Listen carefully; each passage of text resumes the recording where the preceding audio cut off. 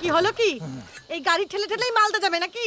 পই পই করে বলেছিলাম ড্রাইভার আনতে, কিন্তু না, আমার কথা তো শুনবে না। দেখলে তো কেমন বিপদে পড়লাম। তুমি একটু চুপ করবে স্বপ্না, প্লিজ, ফর গডস সেক। না, আমি চুপ করব না। তোমার এই কাণ্ড দেখে আর আমি চুপ থাকতে পারছি না। বকো বকো। আচ্ছা বাবা শোনো না, আমরা রাজবাড়িতে ফিরে যাই না আজকে রাতটার মতো? হ্যাঁ, রাজা বাহাদুর নিশ্চয়ই আপত্তি করবেন না। হোয়াট ডু থিংক বলাই বাবু? ভোলে বাবা। ওরে বাবা! হ্যাঁ, তখন তো দেশে খুব গোলমাল। আকবর ফৌজের পর ফৌজ পাঠাচ্ছে, ওই মানসিংহ টানসিংহ জানিসই তো। তখন শ্রীপুরের কেদার রায়, চাঁদ রায় সব ভূইয়াদের এক করবার চেষ্টা করেছিল। তাদের দূত প্রথম গেল প্রতাপগড়ে, ইন্দ্রনারায়ণ ভূঁইয়ার কাছে। ও মানে তুই নদীর ওপারে যে প্রতাপগড়ের কথা বলছিলি? সেই প্রতাপগড়।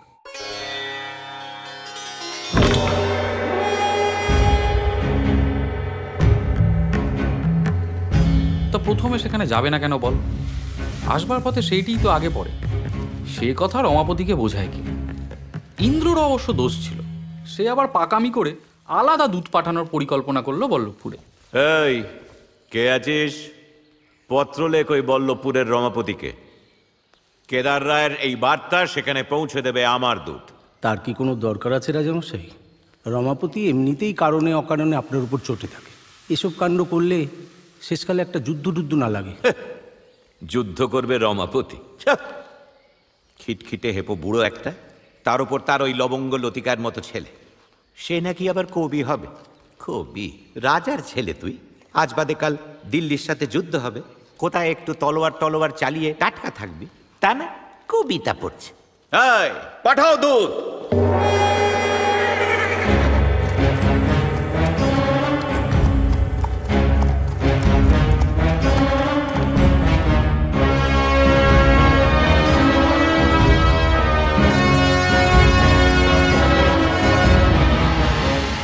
এদিকে রমাপতি একে বুড়ো তাই মাতাল, তার ওপর আবার ইন্দ্রনারায়ণের সাথে বরাবরের রেশারেশি।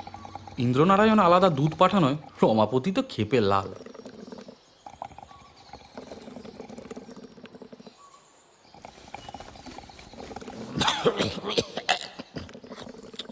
কে আছিস? এই দুধকে নিয়ে গিয়ে 200 চাবুক মার। ওর এত বড় সাহস ঘাস ডিঙে ঘোড়া খাওয়া। আগে রাজাবাবু ঘোড়া ডিঙিয়ে ঘাস খাওয়া। আমাকে বেশি জ্ঞান দিতে এসো না। যাও রঘুকে ডেকে আনো, যাও। হেই, 200 চাবুক।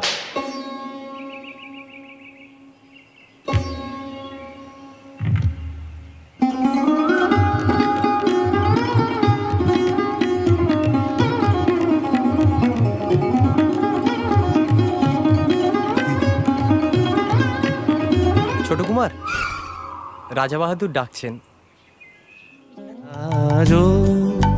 সাজাও সাজাও